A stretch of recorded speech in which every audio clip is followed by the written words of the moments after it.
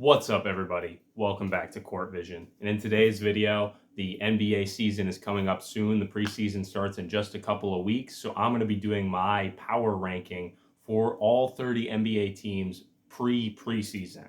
So the way I'm doing this is I have everyone organized in order from 30 to number 1, but every team is kind of in a tier. And I feel like that tier is slightly more important than the actual number. Within the tiers, everyone's kind of interchangeable, but I feel like the distinction between whether a team is better or worse or not is if they're in a higher or lower tier on my list here. Remember to like the video and subscribe if you want to see more basketball content like this all year round. NBA season is coming up soon, so videos will be ramping up as that happens. But without further ado, let's jump right into this list. So my first tier within this list is the number 1 overall contenders. This is teams that will be fighting for that first overall pick to draft whoever it will be at that time. It's a little too early to say who's going to go number 1 overall. We don't have like a clear number 1 guy quite yet like we did last draft with Cooper Flagg. But the first team at the number 30 spot on my list is going to be the Brooklyn Nets. Now, as I said before, this whole tier, any of these teams really could be number 30. But I have the Nets at the bottom simply just because I don't really believe in much of what they're doing in terms of roster. Some of the guys that they brought in, like Yegor Jamin and Danny Wolf, those guys might be fun, might be interesting players. But between MPJ and Cam Thomas being your best scorers and then also drafting 4 point guards with your 5 first-round picks is uninspiring to me in kind of every sense of the word. There just doesn't seem to be much of an NBA offense at all in terms of consistent shot creation and play execution. They don't really have playmakers on the team that I believe in, at least going into this season.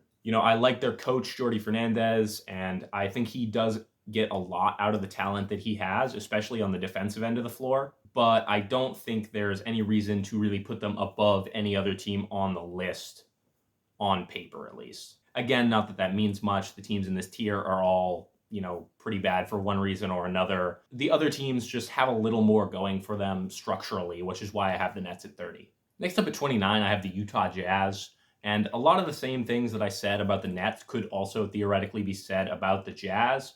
But there's a little more in terms of infrastructure for me with the Utah Jazz that allows me to put them in front. They don't have any more clarity on their guard situation than they did last year, where they were literally the worst team in the league. But I think between Will Hardy and his motion offense, with the play finishers that they have on the team in their bigs with Ace Bailey, Lauri Markkanen, Kyle Filipowski, and then even potentially like Walter Clayton Jr. as like a motion shooter, putting those guys in position to get buckets and finish plays sounds like more infrastructure than anything that's going on in Brooklyn at the moment. At the end of the day, they were the worst team in the league last season for a reason. And even if Lauri Markkanen doesn't have a mysterious back injury that causes him to miss all kinds of games for no reason, I still don't see them taking much of a jump yet.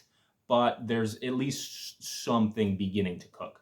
The next team coming in at 28 is the Sacramento Kings. This might seem like a little bit of a low placement to some people, but not to be harsh towards the Kings, I don't really have a reason to expect much out of a roster that fits together this poorly, even if they are, on paper, more talented than the other teams in this tier. Guys like Zach LaVine, guys like DeMar DeRozan, Domantas Sabonis, these are all talented, valuable players who can definitely contribute to winning basketball with the right team, but this team specifically is not the team for any of those guys. We have years of sample size at this point proving that Zach LaVine and DeMar are not a good fit next to each other.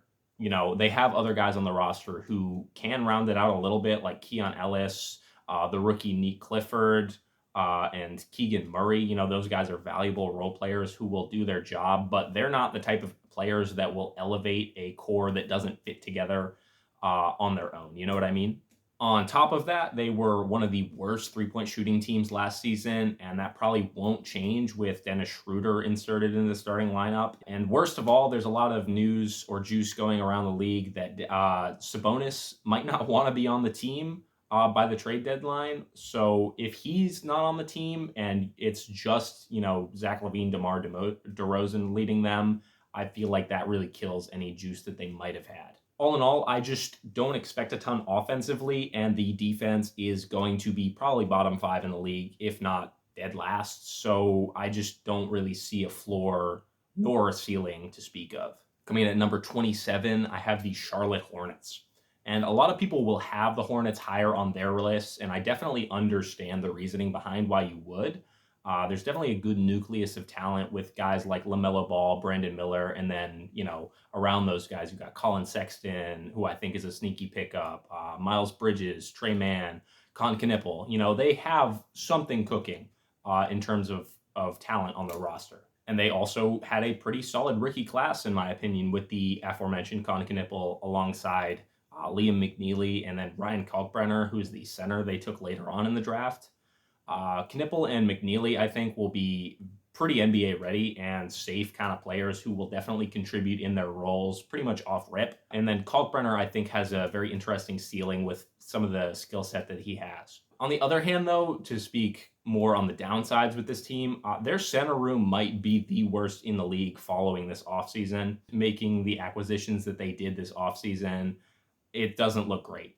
Moussa Diabate is a very solid player who I like, who contributes very well in his role.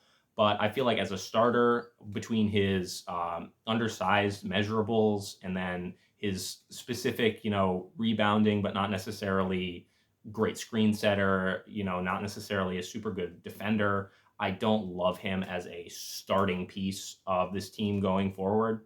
Mason Plumlee is a good backup, but he's not really moving the needle for me. And then Ryan Kalkbrenner, the rookie, I don't think he's going to be ready to play heavy minutes, if at all, in the NBA this season. And then also their first round draft pick from last draft in Tidjane Salaün also still has a lot to prove for me in order to be a real part of their team going forward.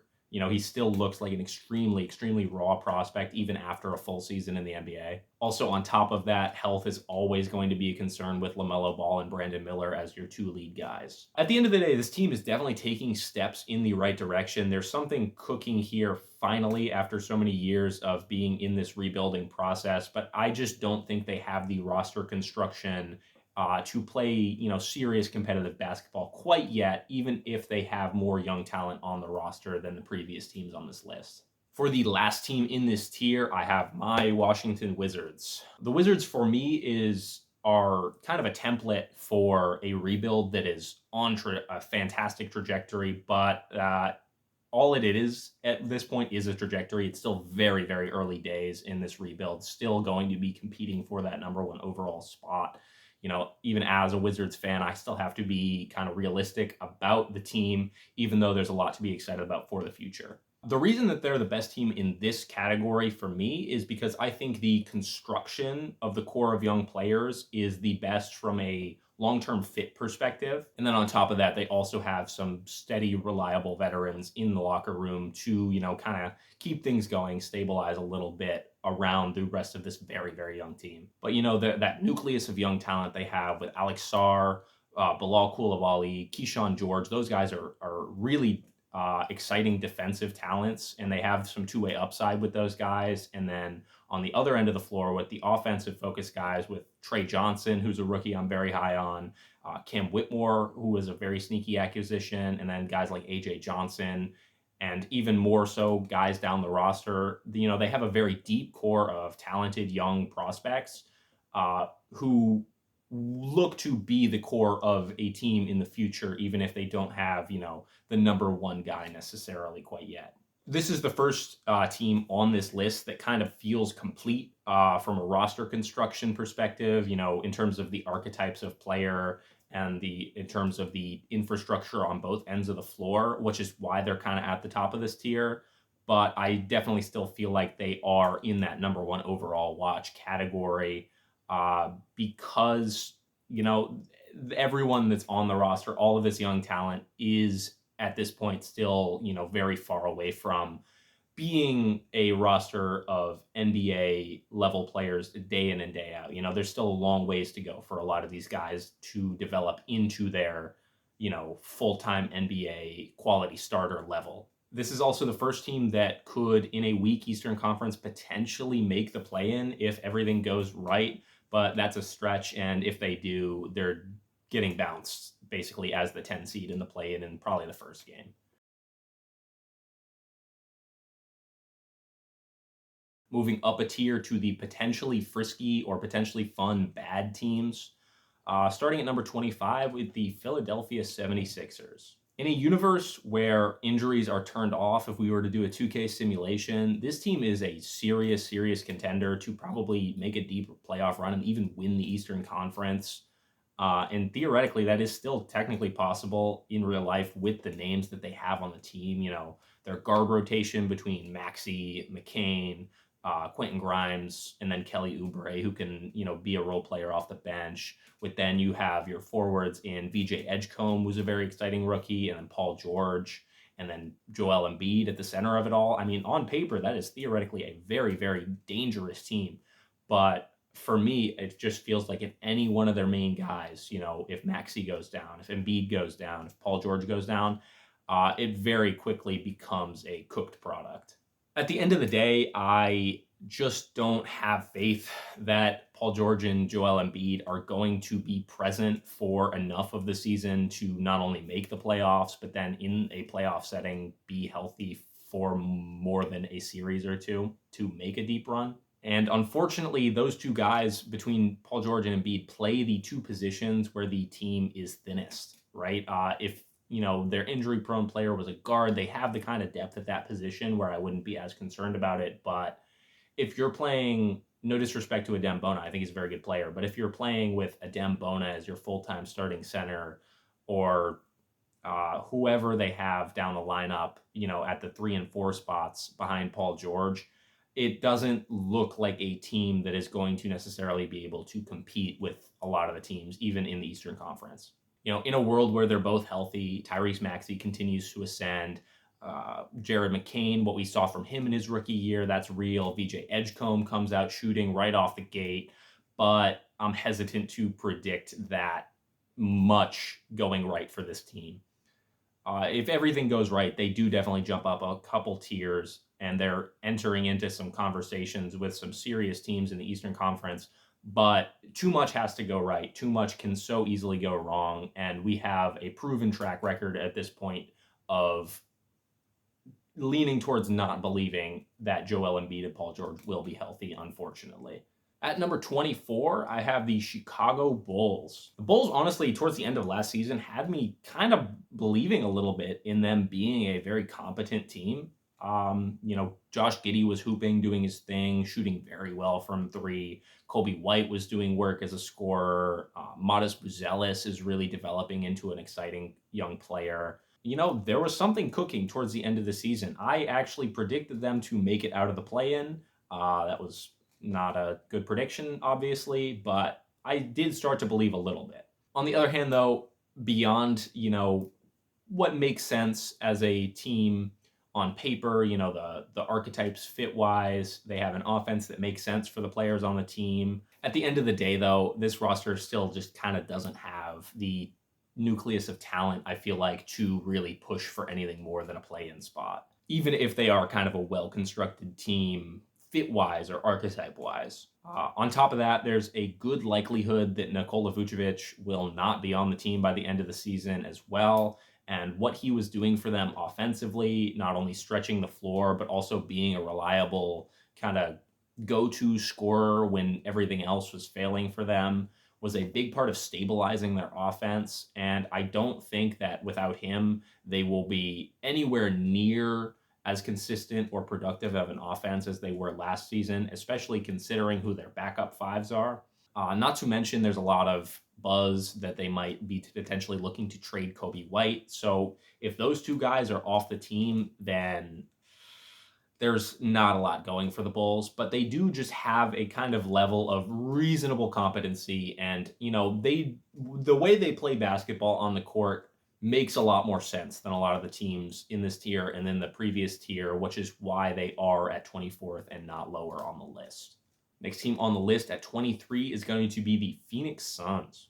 And I'm a lot higher on the potential outcome for this Suns roster than I think anyone else is, to be honest. Obviously, I'm not too high on them. They're 23rd on my list, but I do think a core of Devin Booker surrounded by, some defensive kind of 3 and D guys and a more competent center room than what they were rocking with last season gives them a serious, respectable, if unspectacular kind of floor to work with.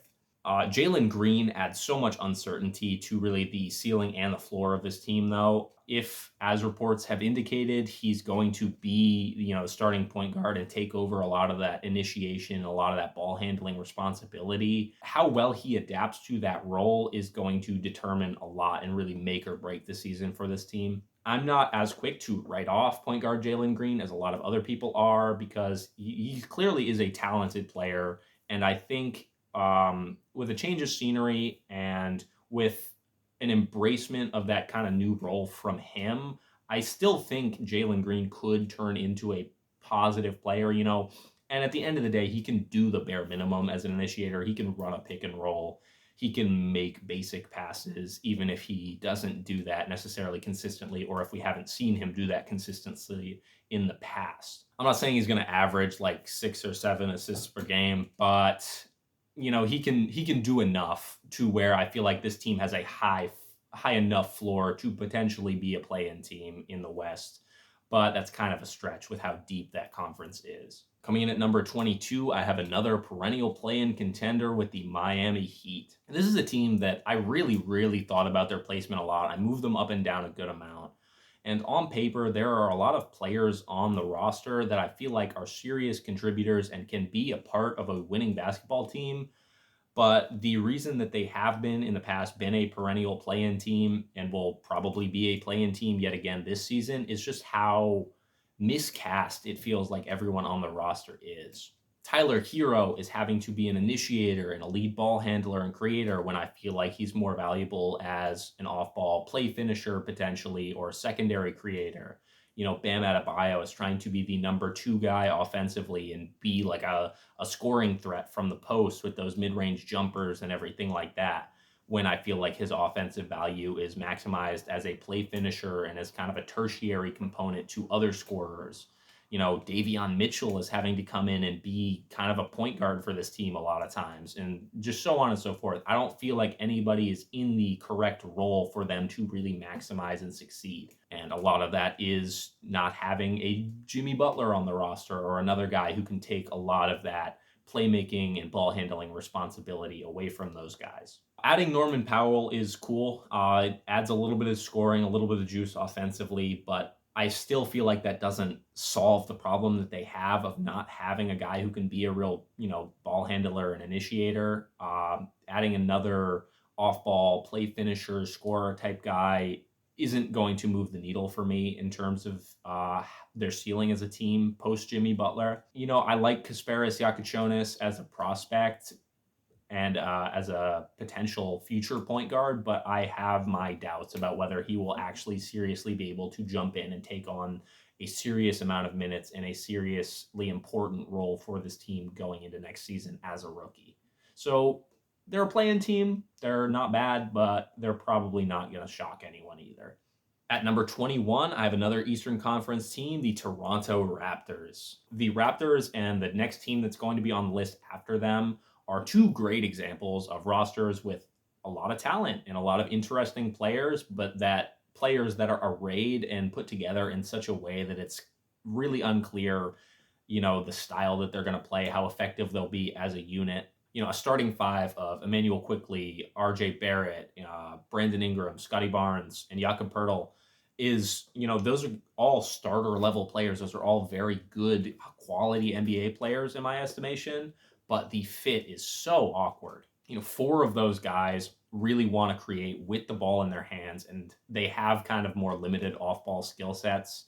And I can't really imagine like an effective, consistent offense, effective, consistent sets and things like that being produced from this particular group of guys to really compete at a high level. But I still think that just the group of talent that they have is good enough and interesting enough to me that they will be good enough to potentially push for a play-in or even a playoff spot. I'm very high on Scotty Barnes as a defender. I think he can really be an interesting initiator, can be a secondary scoring option with what he can do from the mid-range and everything on that end of the floor.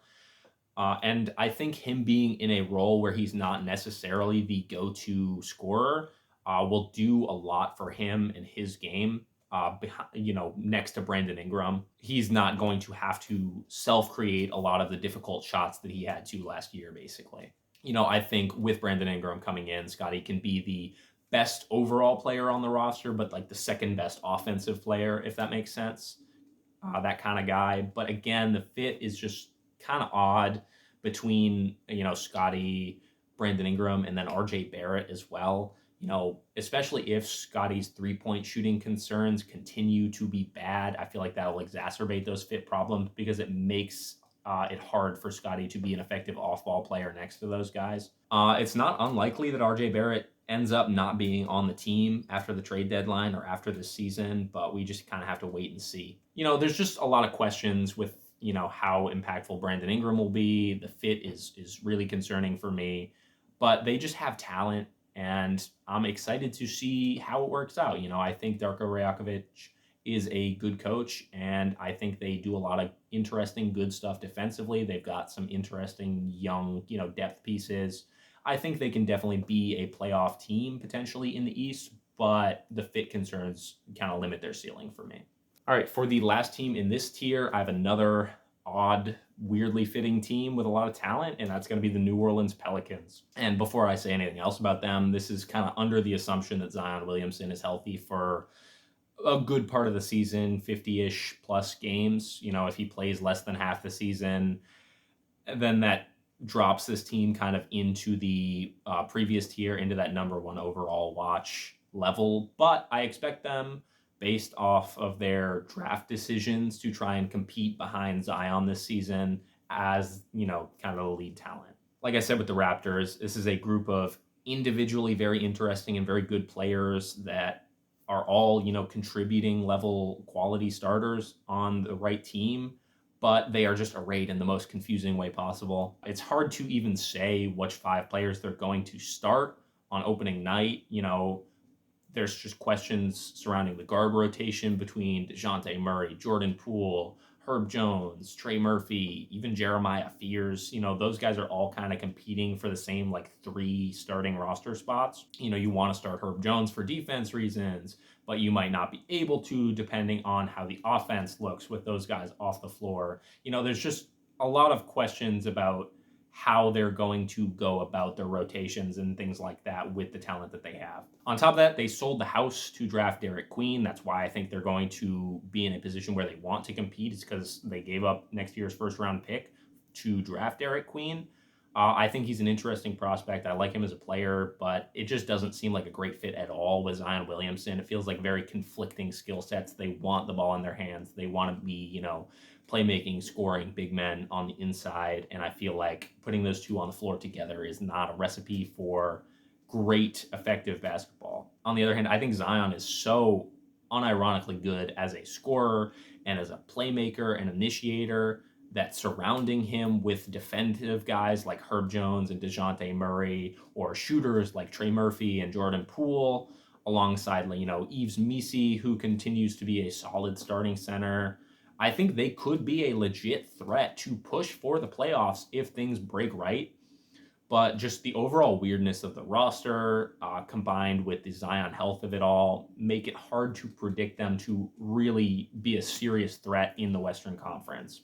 They feel kind of like Raptors West, and the Raptors kind of feel like Pelicans East. Just 2 teams that have a lot of talent that I like, that just doesn't make any sense fit-wise. All right, jumping right up into our next tier. I ate lunch between the last tier and this one, and now there's some people doing some bullshit outside. So if you hear that in the background, that's my apologies. But yeah, jumping right into this next tier and the fringe playoff teams, we've got the Boston Celtics coming in at 19. And this is the first ranking that I think is really going to ruffle some feathers. But unless Tatum comes back early and like he never left, doesn't lose a step at all, I just don't really think this team is really going to make any kind of noise in the Eastern Conference. Even if he is back, I just don't see this team being anything more than like a 6 to 8 seed first round playoff exit, something like that. That trio they have of Jaylen Brown, Derek White, and Peyton Pritchard, combined with Joe Mazzulla and the way that he coaches the team, the system that he runs, I think they still have a very obvious floor. Just there's enough shooting, there's enough creation to drive a solid offense. But without Tatum's creation, and especially considering their center situation, they don't have a stretch five anymore. That's going to hamstring their ceiling offensively. And then defensively, I don't think they're going to be nearly on the same level as they were before. One, because they're going to be missing Tatum, who was a huge part of the defensive schemes they wanted to run with his ability to switch on to centers. And then they also just don't have a great starting center on the defensive end of the floor as well. You're going from Kristaps Porzingis and Al Horford defensively, who are both above average, in their roles defensively. And then they're going to Neemias Queta and Luka Garza, who are not known for their defensive play, even if they, might be able to get some work done offensively. Altogether, I think this is still a playoff team just because of the nature of the Eastern Conference, just because of the nature of the floor of the team with how much shooting they have, with Joe Mazzulla as the coach. But I really do struggle to see them having a ceiling with or without Tatum to actually make a deep run next season, unfortunately. Coming in at number 18, we have the Portland Trailblazers. I really like what this team is cooking. As a team that last season was only 3 games out of the play-in at the end of the season, they have some serious defensive infrastructure. They have the ascendancy of some of their young guys, especially Denny Avdia on the offensive end. They were in a position at the end of last season where they absolutely should be talked about as being in contention for a playoff spot going into this season. Even if Denny's not going to drop the ridiculous numbers he was dropping in the last couple months of last season, him being able to step into a creation role as a driving threat, as a real passer, alongside the continued progression of their guard duo in Shaedon Sharpe and Scoot Henderson, it gives real reason to be excited about their offensive progression this season. They might be able to take a leap, become, the 20th, the 15th, best offense in the league. I don't think that's a crazy jump. On top of that, you also have the acquisition of Drew Holiday, who can take a little bit of that offensive creation, steady the ship a little bit when needed, even if he isn't what he used to be.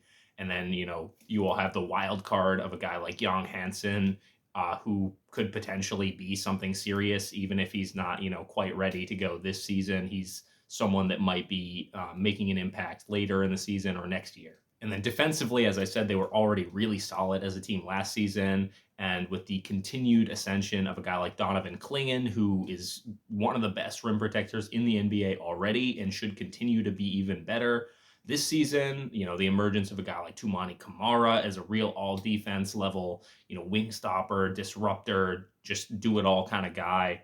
They should continue to be a really, really good defense for their level. And, even if the juice isn't quite there offensively yet for them to be a serious, serious threat, this team has all of the makings of a real playoff team. Next up at 17 are the Memphis Grizzlies, who I think might be the most average team in NBA this season. They have solid coaching with a reasonably talented group of players around a duo of stars that are really good, but not like superstars at the top tier of the game.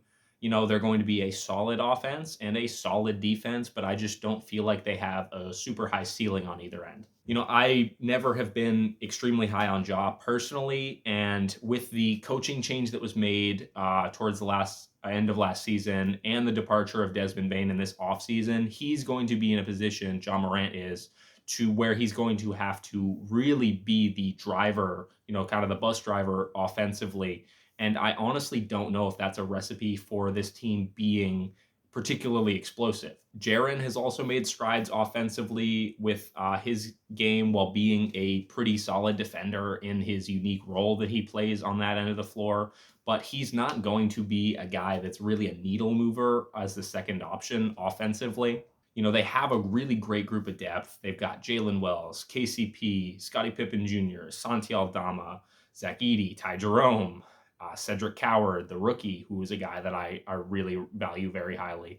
But even with all that depth, I just don't think the real driving forces at the top end, offensively or defensively, are enough to really push them past being, a low seed kind of playoff team, in my opinion. Number 16 is the Indiana Pacers.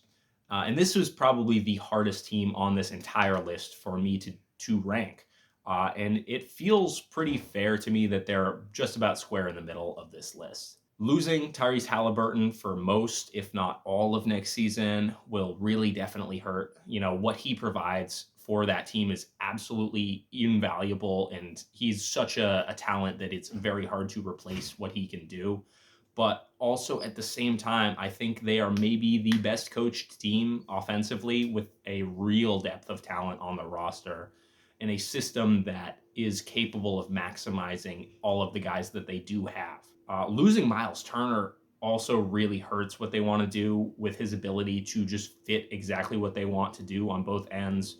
He was a solid, reliable rim protector defensively, and, him being a pick and pop threat off of Tyrese Halliburton was a huge cornerstone of their offense. And not to mention their center depth was already kind of an issue last season. So losing him is something that could be really detrimental to their ceiling as a team. Really, the pivot point and kind of the determiner for their season will be Andrew Nembhard, stepping in as presumably the lead ball handler, and then Benedict Mathurin, who was going to need to do a little more to kind of make up for what they're losing without Tyrese Halliburton. Pascal Siakam is going to do what he does, but I don't think he's in a position with his play style to drive the offense. So, those two, Nembhard and Mathurin, are really going to determine a lot offensively. And while I think they are very talented players and will be pretty good in the roles that they have, I just, with the loss of Miles Turner and having Tyrese Halliburton out for probably a majority of the season, makes it hard for me to say that they're going to be able to recreate some of the kind of stuff that they were doing, last season. Jumping up into our next tier, these are going to just be the solid playoff teams, the teams that I think will almost definitely make the playoffs, but are probably not going to do much more than that, first round exit, second round exit. At number 15, we've got the Milwaukee Bucks. On paper, in theory, this team should be terrible. 3.5 of their starters are not very good. The bench is pretty not good. The coaching is pretty not good. But then you remember that they have a guy named Giannis on the team, and that's kind of enough for them to just be a playoff team every year. The Bucks are going to look pretty much exactly like what they looked like, last season in the couple games after Dame's ACL tear, or Achilles tear rather. Point Giannis doing his thing, being unstoppable, getting downhill to the rim, being one of the most underrated passers in NBA history. And honestly, that is literally just by himself enough to propel this team to a 45 win season, something like that. Also, last season, they were sneakily one of the best three-point shooting teams in the league around Giannis. So a drive and kick offense built off of the back of Giannis just doing his thing gives them kind of more of a floor than you would really expect looking at some of the names on this roster. Unfortunately, that is kind of it, though. It's just Giannis drive and kick, and I think this team will almost definitely be a first-round exit unless Giannis goes superhuman and does some ridiculous things in a playoff setting. Puts them pretty squarely in the solid playoff team tier. At number 14, another team with a dominant big man is going to be the San Antonio Spurs. I see such a crazy variation in opinion between people on the Spurs team. On the one hand, there's the argument that Wemby is at such a level and he can do enough by himself with that roster there to make them a competitive playoff team. And on the other hand, there's the argument that the rest of the roster just isn't at a point where Wemby can carry them just yet. I lean more towards them being a solid enough team, but I do agree with a lot of the second opinion that the rest of the roster isn't quite in a point where Wemby is ready to, put them on his back and make a deep playoff run with that roster. I'm not really super high on De'Aaron Fox. At least I'm not high relative to kind of the consensus opinion on him. But I will still admit that having a guy like him next to Wemby will be a huge boost for your offense compared to what it was last season. And just having him be able to play both with Wemby and then in, minutes where Wemby's on the bench will give them a much higher floor offensively than they had last season. I also think Stephon Castle and Dylan Harper will both be solid, and there's a lot of defensive talent in the forward room as well with, Jeremy Sohan, Carter Bryant, who's shaping up to be, based on what we saw in Summer League, one of the best rookies out of this class, I think. And they've just got a competent backup centers in Luke Cornett and Kelly Olynyk for the first time in Wemby's career. So they can either play alongside Wemby in a double big look, or fill in as the backups. There are improvements for sure. This team is going to be way better than they were last season. And that, I think, will make them pretty safely a playoff team. But unless Wemby is kind of already there as like a superstar, top 5 premier offensive kind of player, I don't think he's at that level yet. And if he's not, I just don't think they have quite enough on the offensive end of the floor to really compete, especially considering some of the shooting unpredictability that you're going to have with De'Aaron Fox, Stephon Castle, and Jeremy Sohan as like important parts of your rotation. Good team. I just don't think they're quite ready yet. Number 13, this is another ranking that people are not going to love, but I have the Golden State Warriors as my last team in the solid playoff team tier. I hate to have to say it, but I think it is probably over for this Warrior squad as a serious contending team. They looked really good in the regular season after acquiring Jimmy Butler, but I think that first round series against Houston where they went to 7 really exposed a lot of the weaknesses that I was already worried about, even, when they were playing like a top level team after acquiring Jimmy Butler. They're just too old, unfortunately. They don't have enough depth on the roster, and they don't have this type of size and athleticism to really compete with some of the younger, bigger, more athletic teams out in the Western Conference at this point. I think the nucleus of creation and offensive talent they have with the trio of Steph, Jimmy Butler, and Draymond is still solid, right? I think they can do enough and be consistent enough, generate enough offense to be a playoff team. And then defensively, obviously, the Warriors are always good. I think Steve Kerr is a much better defensive coach than he is an offensive coach. They have Moses Moody. Jimmy and Draymond are so smart. They still do their thing. But unfortunately, I just feel like on the other end of the floor offensively, when they have to score on these big, athletic, mobile defenders, they can really fall apart because there's nobody outside of Steph Curry that can really get it done reliably at this point, with how age is kind of really getting to Jimmy Butler. He doesn't look like the same player he used to be. They could really use a guy like a Jonathan Kuminga, but I almost definitely think that he's either not going to play minutes if he's on the Warriors, or he probably just won't be on the Warriors next season. But that situation, as of recording, is still unresolved. There just really isn't a case for me, in my opinion, for them to beat any other West playoff team. And unfortunately for that reason, I just can't put them any higher on the list.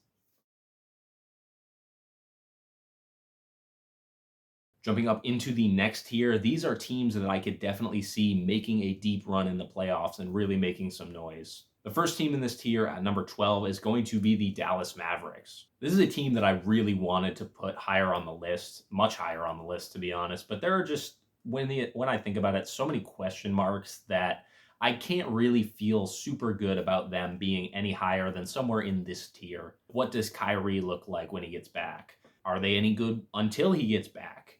Can AD stay healthy?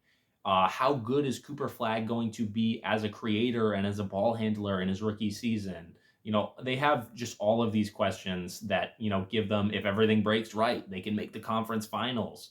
And if everything breaks wrong, they can potentially not even make the play-in. Defensively, though, this team is seriously menacing. A starting 5 of, Cooper Flag, AD, either Derek Lively or Daniel Gafford, either one of those guys, and then you have Najee Marshall, PJ Washington, even Max Christie is a great defender down the depth chart. So they just have a ridiculous combination of defensive talent, versatility, and size. There are lineups they could potentially run if they put Cooper Flag at point guard, where the smallest player on the floor would be like 6'6". Offensively, though, there are more questions. If after Kyrie comes back, if he looks good, they can definitely get something rolling off of the back of him, AD, and Cooper Flag as a trio, creating for themselves and each other. But as I said before, I don't know what Kyrie is going to look like when he gets back. I don't know how good the team is going to be until he gets back. And there's just, like I said, so many serious questions that make me hesitate to push them up further on the list, even if I really want to. At number 11, we have the Detroit Pistons. Now, this is pretty high up on the list for them, but I just think they're a very solid team. I don't think they have any, real glaring weaknesses on either end of the floor, and just the core of talent that they have continues to grow, but not only as individual players but also as a unit. And they've made some pretty solid sneaky signings this offseason that just make it so that this team really, in my opinion, doesn't have any weaknesses. Cade Cunningham continues to develop as a real premier offensive engine type of guard, with his ability to score and pass in basically every situation. He got his first taste of playoff defense against the Knicks in this past playoffs.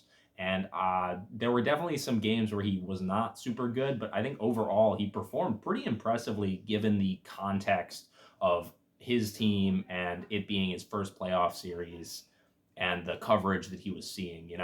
I think last season his off the dribble shooting took a huge leap, which, combined with his ability to score in the post and in the mid range, and then his solid fundamental passing skills. I think he is a difficult threat to contain for defenses if he can really, prioritize that ball security and take another leap as a shooter next season. I think the biggest thing that this team was missing last season was another, capable scorer who could take some pressure off of Cade Cunningham and to be a play finisher off of Cade. Hopefully they should be able to get that this season from a healthy Jaden Ivey. His level kind of determines their ceiling, I feel like, but I think that from what we saw out of him early last season before that injury, I think he can at bare minimum be a guy who can come in and take some of that offensive scoring load, some of that usage off of Cade's shoulders, and really contribute to the team. Considering the development of the rest of their young core with guys like Jalen Duren, who I think will have a much better season defensively, guys like Ron Holland, Asar Thompson, who are strong defenders and hopefully should develop a little bit offensively this season. Isaiah Stewart is a great backup center. Plus the group of solid vets that they have with, Duncan Robinson, Karis LeVert, who can be a backup point guard when Cade is off the floor, keep the offense flowing. Tobias Harris was very, very consistent, very solid for them last season. I think this team can make it interesting and really compete with just about any team in the East, even if they probably aren't going to be able to keep up with the top level squads. I definitely think they could push any team in the Eastern Conference to a 7 games if they play well. At number 10 on this list, I have the Los Angeles Lakers. And, is it wrong for me to say that I don't necessarily believe in the Lakers to actually, be threatening as a contender? There's so much talent on the roster at the top end, but at the same time, they just don't have the depth. They don't have the defensive talent for me to feel great about them, but I still think that talent at the top makes them a very dangerous team. There's a reason that they're 10 on this list and not lower. Luka, I feel like, is about to have a nuclear season.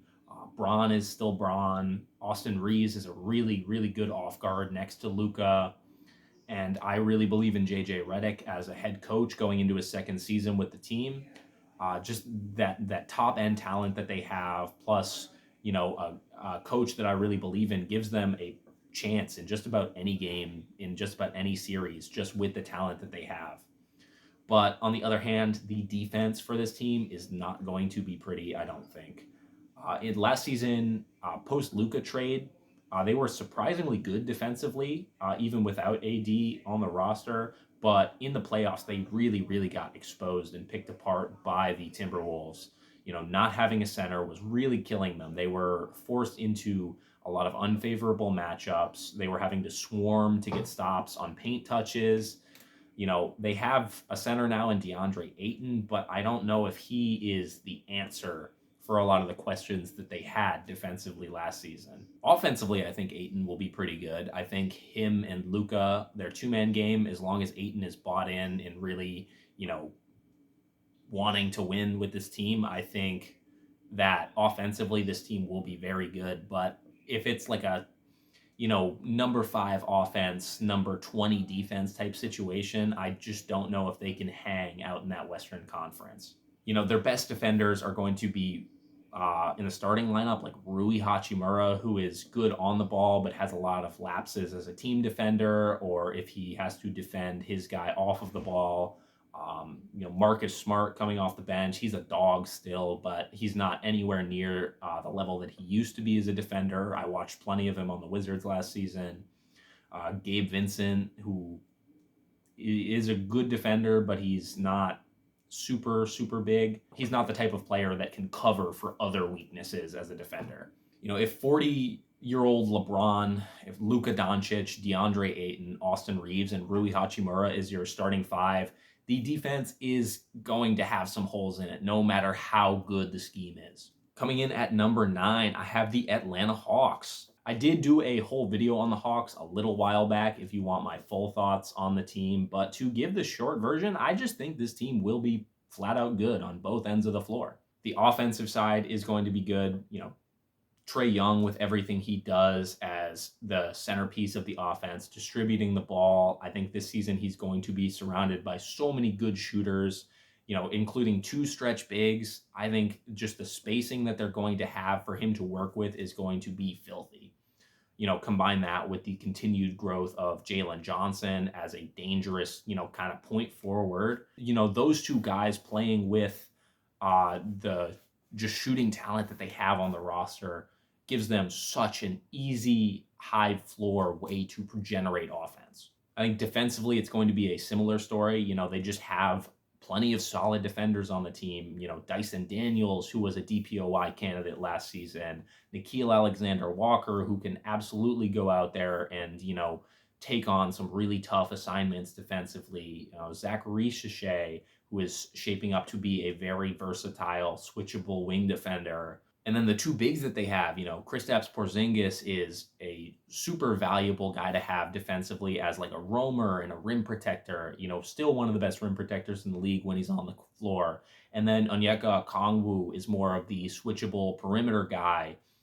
So having both of those guys, potentially playing them together, potentially playing them individually gives you so much versatility on the defensive end, which I think is something that is super, super important in today's NBA, is having that, versatility of different looks you can give defensively.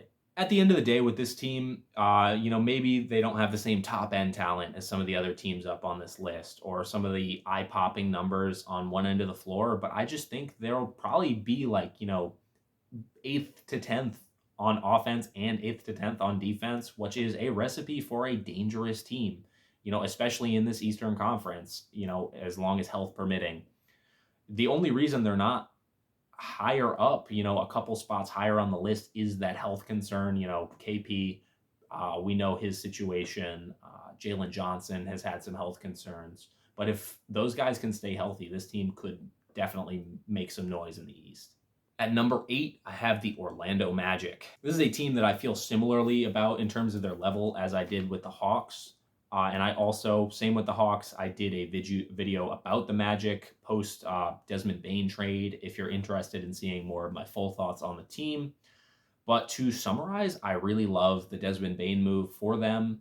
And I think that it will give them a huge boost offensively without sacrificing a lot of what they were so good at defensively last season. Speaking of defense, the Magic were one of the best teams in the league defensively last season, and I have no reason to expect them to be anything other than that this season. Starting 5 of Jalen Suggs, Desmond Bane, Franz Wagner, Paolo Banchero, and whoever they decide to start at center, whether it be Wendell Carter, Mo Wagner when he comes back, whoever it is a real serious bruising defensive team. And Jamal Mosley has proven that he is capable of being a smart, defensive mind who can adapt in a playoff setting. Despite the loss that they took in the first round of the playoffs to the Boston Celtics, I really think they were the first team to give kind of a blueprint for how to shut down the Celtics, with how they were denying the threes and being physical and encouraging them to take those ISO shots in that series. And that series to me spoke to not only to how well coached they were, but how bought in and how reliable just about everyone on the team was defensively. Offensively, I think this will be where the real jump comes this season, which is why I have them this high up on the list. The addition of Desmond Bane gives them another weapon to utilize for that offense. And more importantly than that, it gives Paolo and Franz some much, much needed relief and spacing from the perimeter, with Bane being such a versatile and dangerous shooting threat. There's still a lot that has to go right for this team for them to hit their ceiling. Jalen Suggs needs to continue his good shooting form and, really become more and more comfortable as a tertiary ball handler next to that forward duo that they have. Paolo and Franz need to figure out their chemistry, get more comfortable playing off of each other, develop some off-ball skills. Franz needs to not be a bad shooter. He needs to be at a level where defenders will at least respect him on the perimeter when he's not on the ball. Anthony Black hopefully should look to take a jump as a bench creator. And on top of all of that, they just need to not have their two best players get bizarre oblique injuries that cause them to miss, double-digit games. Overall, I feel pretty good about the Orlando Magic as a group that will hang their hats on their top 5 defense, and they have enough talent and enough juice offensively to win games. They will be a team that holds their opponents to 85, 90, 95 points a game, and I think they have enough offensive juice to score, 100, 110 points a game. So I think they will end up being one of those, top 4-ish teams in the Eastern Conference, and I think they can theoretically go toe-to-toe with any team in the conference in a 7-game series, even if I wouldn't necessarily favor them in some of these series. At number 7, this might be a high placement for this team, but I have the LA Clippers. And now this is under the assumption that the Kawhi situation does result in his contract getting voided. And I do recognize that is a very high placement if Kawhi is not on there. But I just think that the team's floor and their construction is really good regardless of if Kawhi is there or not. He does kind of make or break their ceiling for me. I would have them a couple spots higher up on the list if he was there. But even without him, I still really like this team and how they're built. Last season, before the season started, I was one of the few people that I remember being, positive about the Clippers, and I think that will continue, and I will probably continue to be higher on the Clippers than most people think. I just think it's a group of smart, reliable, solid vets with arguably the best coaching staff in the league. I'm very high on Ty Lue, very high on Jeff Van Gundy. And when I think about how they look on the court, the number one word that comes to mind is just competency and consistency. The whole roster up and down is just a group of guys who are able to get it done. Even if they are a very old team, I think they have guys that know what to do, where to be in certain situations. Guys like Nick Batum, Chris Dunn, of course, James Harden, even, at 36, 37. Ivica Zubac's very solid, reliable player. I think James Harden will continue to be the centerpiece of a solid, consistent offense, which should be even better, honestly, than last season, with some very good additions in the offseason, adding guys like Bradley Beal, John Collins, and then Chris Paul to be a backup point guard. Obviously, there is the Kawhi situation to contend with, like I said, but like I said before, I almost just don't care if he's not there, because last season they really proved, before he was, playing games and fully healthy, I think they proved that they could get it done in the regular season without him. And I also think that they've brought in some guys, specifically Bradley Beal and John Collins, who can take on some of that offensive, responsibility. I think Beal should be able to fill in a lot of what he did for them as a ball handler. And I think Beal should also be able to fill in a lot of what Norman Powell did for them as a shooter and a play finisher. I think John Collins can also come in and be another option, be a real contributing piece to that offense as a very underrated shooter and a play finisher to, play off of, Beal, James Harden, Chris Paul, this kind of thing. If Kawhi's there, they're a serious threat to like actually contend for a conference finals, NBA finals type ceiling. But even without them, I expect them to still be a top 5 team in the Western Conference. All right, jumping into our second to last tier. These are teams that I could definitely see winning the title, if everything were to break right for them or if they were to get the right matchups, whatever. These are teams that could win it all. Coming in at number 6, I have the Minnesota Timberwolves. The Minnesota Timberwolves are a team that I've discounted or underestimated one too many times, and I'm done not really going into the season seeing them as a serious contender. Every year they have a big question that they have to answer, and every year they find that answer. 2 years ago it was about whether they could succeed with Cat and Gobert next to each other, and they made the conference finals. And then last year it was about whether they could succeed with Julius Randle and having to rebuild their defensive infrastructure, or their offensive scheme without Cat, and they made the conference finals.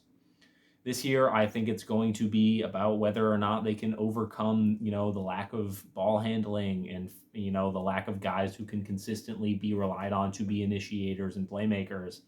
And I think they'll figure it out. I believe in this team to make something happen and for them to be a dangerous team. Obviously, at this point, Mike Conley is not the guy for them to really lead them as a point guard with how Father Time is unfortunately catching up to him. So they are definitely going to need to fill that gap somehow. We saw that starting to be a problem last season, but I think this season will be really when the torch is finally, fully passed. We might see someone else starting at that point guard position, whether it be Anthony Edwards being more of a playmaker or Rob Dillingham finally stepping in, or if it's a playmaking by committee kind of thing.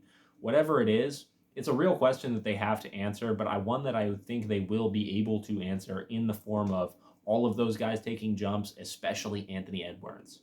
He has taken a massive leap every year of his career, and I think he's on track for another one as a playmaker this season. He's been visibly frustrated with how defenses have been covering him both on court and in the media because he's not been as much of a passing threat in the past. So I think, last season, for example, he took the leap as a shooter. I think this season is when we see him really, really take that leap as a playmaker. Unfortunately, on the other hand, though, I don't know if they're going to be able to maintain the same defensive level that they've shown in the past few years. Gobert is only going to get older, and, while he's still a fantastic rim protector, still a really big deterrent, in the paint, he's really not able to do a lot of the things that made him, a walking top 5 defense in the past. He's not as mobile on the perimeter, things like that. On top of that, I think whoever is going to start at the point guard position will be exploitable on the defensive end of the floor, whether it be, Mike Conley still starting, Rob Dillingham starting there, whoever it will be. I think they're going to be exploitable. So I don't think they're necessarily, that combined with Gobert taking another step back, I don't think they're going to be at that top 3, top 5 kind of range as a defensive team. That's why they're in this tier and they're not like a serious contender, is just because of that inevitable defensive drop. But as I said before, it's never a good idea to count out the Minnesota Timberwolves. Coming in at number 5, the second best team I have in the Eastern Conference is going to be the New York Knicks. The Knicks are a team that has just a ridiculous amount of offensive firepower. Jalen Brunson is one of the most unstoppable scorers in the league. Karl Anthony Towns is a defense bender, with how he can attack any defensive coverage with his combination of shooting and size. Mikal Bridges and OG Anunoby are both capable scorers on and off the ball when needed. Not to mention some of the extra offensive punch they can get from guys off of the bench, from guys like Deuce McBride, and now bringing in Jordan Clarkson to potentially be a bench scorer. At times last season, I think their talent was definitely misused, and I think we saw that in the playoffs. But now with Mike Brown coming in, he's a coach who has a track record of being a capable offensive mind in the past. So I think they have a case for potentially being the best offense in the league next season. Unfortunately, though, the same cannot be said about them on the other end of the floor. They'll be reasonably solid on that end. Last year they were 12th, I think, in terms of defensive rating. And I think they'll probably be in that, kind of 12 to 18 range again. OG has consistently been one of maybe the most underrated defensive player in the league. And, Mikal Bridges, he's not necessarily at the peak defensive level that we've seen from him in the past, but he still is able to contribute. And, him combined with OG makes for one of, if not the best defensive wing duos in basketball. Mitchell Robinson also is a very visible difference maker on the defensive end of the floor when he can play. They also have Gershon Yabusele as well to be a secondary kind of, 4/5 defender when needed, to help cover up for the number one elephant in the room on the defensive end, which is going to be Karl Anthony Towns. And, to a lesser extent, Jalen Brunson. Having those two guys in your starting lineup is never going to result in a great defense, regardless of how you scheme it up, regardless of who you put next to them. Just having two guys that you can go at all times defensively in your starting lineup is going to really handicap your ceiling on that end. Basically, I think they're going to be extremely good overall, and they have so much offensive punch on the team that I think they can beat anyone and win any series if they're scoring at their level, but it's also very easy to see them losing games at the same time because they can't get those crucial stops when they need to. There are universes where they're in the top 3 on this list because they figure it out defensively and that offense is really firing on all cylinders. But there's also ones where they're 4 or 5 spots lower down the list, which makes it hard for me to put them above the next Eastern Conference team as the best team in the conference. Coming in at number 4 is the Houston Rockets. Literally in the middle of recording this video, I took a break to go eat lunch because they were mowing the grass outside my window. And during that break time, it was announced that Fred VanVleet tore his ACL and will probably miss most of, if not all of the season. Obviously, that's a huge, huge loss for the Rockets. Fred was such a stabilizer for them with his ability to be consistent, reliable, initiator, playmaker, shooter, all of these things. But at the same time, I don't think it kills them because I think Amen Thompson can take on some of that playmaking responsibility, and I think Şengün can be more of an initiator, more of a hub, more of a playmaker to take on some of that role. And I also believe in Reed Shepherd being able to step in and take a serious part on this team, play 20, 25, maybe even 30 minutes a night as a point guard for this team. Before the Fred injury, I had them even higher on the list. I had them at number 2. But it's a little harder to see them without, just the consistency and stability that Fred provides as, in that upper tier and that top level. But I'm still high on them for many of the same reasons that I was high on them before. Again, I will point you to a video that I made previously if you want my full thoughts on the Rockets. But for the purposes of this video, I just think they're a very difficult team to beat. Defensively, we're already familiar with what the Rockets want to do. They have long, athletic, strong defenders who make life difficult for ball handlers, and then they can use that length that they have and that athleticism that they have to make paint scoring borderline impossible, when they have that low help come from one of their, 6'8", 6'10" forwards like a Jabari Smith. Kevin Durant fits really nicely, I feel like, into that defensive system because he can be one of those low help guys because at the end of the day, he is 7 foot tall. He has that wingspan. He has, some solid defensive instincts. While he also doesn't need to be, a serious go-to on-ball defender like he had to sometimes in Phoenix. I just think they're going to be a team that feels impossible to score on consistently, and I think that will be even more apparent in a playoff setting. Offensively, I think the addition of KD makes them much more dangerous than they ever were last season. Having Şengün be that dangerous post scorer who can pass out and play off of a guy like KD, other play finishers lurking on the team, combined with the offensive rebounding threat that they have from a lot of the guys on the roster, having KD be that reliable go-to tough shot maker when they need him, just makes it feel like they're a team that's going to be hard to put down and stop consistently, again, especially in a playoff setting. The reason that they're this high on the list and not like a little lower down, in like a 6 kind of range around where the Timberwolves are, is just because of my belief in the leaps that we're going to see this season from Şengün and Amen Thompson. I talked about it more in that video that I made, but with Amen specifically, I expect to see his usage as an on-ball creator and playmaker increase, which he's going to have to do that now that Fred VanVleet is going to miss the season. And I'm also very high on Şengün's outlook for this season. I think this will be the year that we finally see him put it all together. You know, we've seen him have solid defensive season last year, and then we've seen some of the offensive peaks that he's had in previous seasons, and he just went crazy during Eurobasket as well. So I think he's going to really put that all together and be the, dangerous, premier top 5 level center that he can be. If he can come out and be as dominant of a scorer as we've seen him be and as dominant of a passer as he's been at points, the league will definitely be on notice. Post Fred VanVleet injury, I think Reed Sheppard is really going to make or break them as a contender. The level that he is at, what he can provide for them as either a backup or potentially even starting point guard, because they are definitely going to have to lean on him for his shooting and for his ability to be a ball handler in certain spots. Sucks to see that happen to Fred. Hope he's back soon, but I'm still very high on the Rockets, and him going down doesn't really change that too much. At number 3, the best team in the Eastern Conference, I believe, will be the Cleveland Cavaliers. The Cavs, I think, will be pretty much just as good as they were last year, and that is good enough for them to be the best team in the Eastern Conference. The amount of creation that they have on the roster between Donovan Mitchell and Darius Garland, and then increasingly with what Evan Mobley is able to do as a creator for himself. There's no situation or matchup where I feel like they are going to be unable to get their game off offensively as long as they're, playing their game and they don't get sucked into some, bad habits or get prevented from playing the style that they want to play.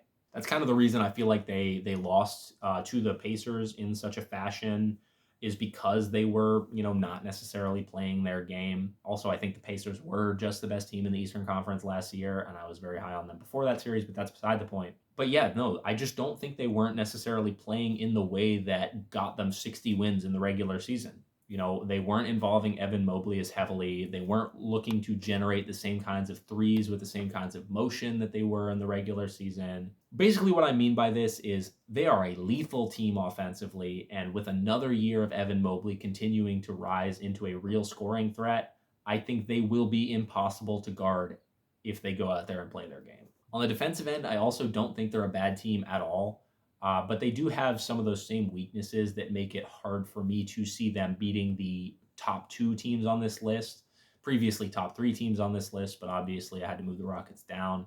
And that weakness is just how hard I think it'll be for them to stop those dominant perimeter scoring teams. Having Donovan Mitchell, Darius Garland, Max Strus as your starting, point guard, shooting guard, and small forward, I think will be a weakness for sure. I think they're going to get picked on offensively. They're going to get switch hunted and put in these perimeter actions that make it hard for them to utilize their biggest strength defensively, which is that defensive duo of Jared Allen and Evan Mobley and how good those guys are at locking down the paint. Their offseason, none of those moves that they made really made me feel any better or any worse about how they're going to look this season. For all intents and purposes, they are going to be just as good as they were last season, which is really, really good. But they are also going to have the same weaknesses, which makes it hard for me to put them above into the top tier up here. Speaking of the top tier, this is that top tier. There are 2 teams up here, and these are my title favorites. These are the 2 teams that going into the season, I expect one of these 2 teams to walk away with the Larry O'Brien trophy. At number 2, it is the Denver Nuggets. Denver is a team that has pretty much always been in conversations as a contender for the last, half decade, even with some of the shallowest depth I think I've ever seen from a top 5 team in the last season. And that's just because of how game-breakingly brilliant Nikola Jokic is. Now he has a team with an elite starting 5, a competent, if flawed, backup center for the first time, what feels like the first time in this entire decade, and they have enough depth on the roster where I feel comfortable with their, 8, 9 man rotation in a playoff setting. Not to repeat myself, but I did do another full video about them that you can watch if you want my full thoughts. I think the Cam Johnson for MPJ swap might be one of the most underrated upgrades of all time. As someone who is not particularly high on Michael Porter Jr., I think Cam Johnson will be able to do everything MPJ did defensively, while also being a more reliable and I think better fit for the role that he has next to Nikola Jokic. We already know the rest of the starting five is solid with Jamal Murray, Christian Brown, Aaron Gordon.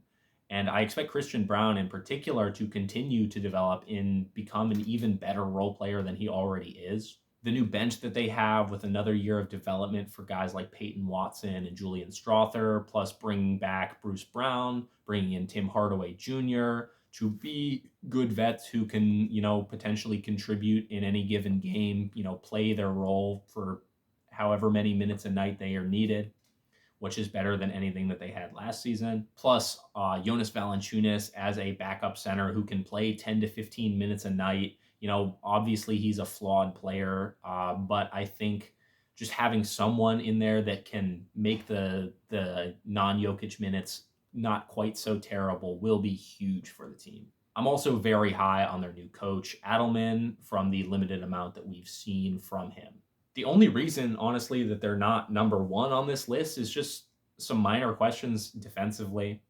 I don't know how good they're going to be on the defensive end of the floor with the obvious limitations that you have having Jokic and Jonas Valanciunas as your centers. And they also don't necessarily have like a real number one, guard or wing defender as well. You're going to have Christian Brown, Cam Johnson, or Bruce Brown. These are your like top three go-to answers to stop like a Shai Gilgeous-Alexander or a Kevin Durant. No disrespect to those guys, but you would like someone who is maybe more of a reliable stopper to defend those kind of guys. I think they might have to resort to those same kind of gimmicky, flawed coverages that we saw in the playoffs in round 2 against the Thunder last season to shut down those top-level perimeter scoring talents. But at the end of the day, this team is going to be lights out offensively, and I think they will be good enough defensively where with Nikola Jokic and the guys that he has around them, this team very easily could end up winning the trophy this season. And at number 1, you probably could have predicted this, I have the Oklahoma City Thunder. The Thunder were clearly the best team in the world pretty much all of last season, even through injuries. They overcame some serious challenges against really dangerous teams, including the Denver Nuggets in the playoffs last season to make that championship happen. A lot of people, I think fairly enough, will look at them and see them going to 7 games with Denver, 7 games in the finals with Indiana, and think, especially, with some of the improvements that Denver made, that they might be vulnerable. They might not be the best team in the league this season, but I also think OKC will be better than they were last season as well, which is crazy to say about a team that was literally generational statistically, but I do think that they have another level they can get to. They were able to bring back literally everyone from their championship roster, and when you look at them and see that they were the youngest championship team since Bill Walton's Trailblazers in the 70s, you realize that this core still has a long way to go and another level that they can all get to as players. Another season for Jalen Williams to continue to develop as a complementary offensive player, to continue to be an all-defense level, versatile, 1 through 5, defender. Another season for Chet Holmgren to become more of a threat offensively and to really build out his physical profile after dealing with some injuries that clearly made it harder for him last season. Yet another season of Shai continuing to polish and improve his already ridiculous scoring game. Plus down the roster, you're going to see more growth out of guys like Aaron Wiggins, Isaiah Joe, Cason Wallace. All of those guys have talents and have shown flashes of being real premier level high-end players in their roles. And I think they can develop more and really continue to be more consistent and more reliable, elite role players. Not to mention, there's no reason to believe that the defense that they had last season will not continue to be the best in the league. Plus, I think they will be able to have another season to experiment and figure out the utilization and the chemistry with Chet Holmgren and Isaiah Hartenstein as a W big, or figure out the usage of when to put Chet at the 5, when to put Hart at the 5, when to play them together, and whatnot. They were by far the best team in the league last season, and another year of experience and development for that core should only make them better, and that's why they are yet again number 1 in my power ranking. This was a long video. This was a much bigger project than I anticipated it being, but I'm glad that I, did it. I'm glad. I'm happy with how it came out. If you watched all the way through to the end, you are incredibly real. If you want to see more of this video, remember to like it. Show me that you like this kind of stuff. Remember to subscribe if you want to see more stuff from me in the future. It literally was fully daylight out when I started recording this video, and now it's dark. Yeah, thank you for watching if you watched all the way through, and I'll see you guys in the next video.